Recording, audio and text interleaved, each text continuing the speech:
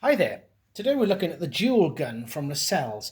Lovely bit of kit. We've got a bank here of 5 capacitors. You can choose which ones you want to use, and you're going to charge all 5 of those 15 volts maximum DC, and then we're going to discharge them all across these coils. Okay, you've got different coils. You've got 180 turns, 60 turns, and I'm using the middle one here, 120 turns, I think it is. We've got 3 different pieces of metal here, metal cylinders. I'll take the medium size one. And look what happens now when I press this little firing button down here. We need to be looking here at this thing, okay, when I press it. So I'll just come around here. So 3, 2, 1. Wait, I don't know if you saw that there, that it fired quite highly. And you could obviously video this to see exactly how high it went with a camera. And you could change the mass or of the metal here. You can change the number of coils.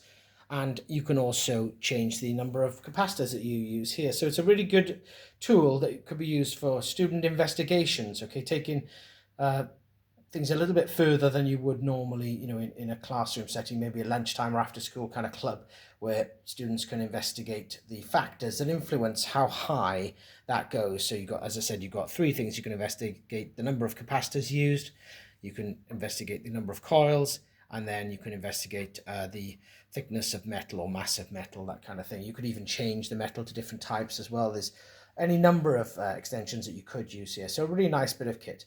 I'll just try and do that once more. Let me just charge up the capacitors, and I'll change this time. I won't change the coil, but I'll use the largest one here. So quite often students would say, okay, that's not going to go very high because its weight is quite large, but it isn't quite as trivial as that, okay? So just give that a couple more seconds to make sure that the capacitors are charged up to the maximum.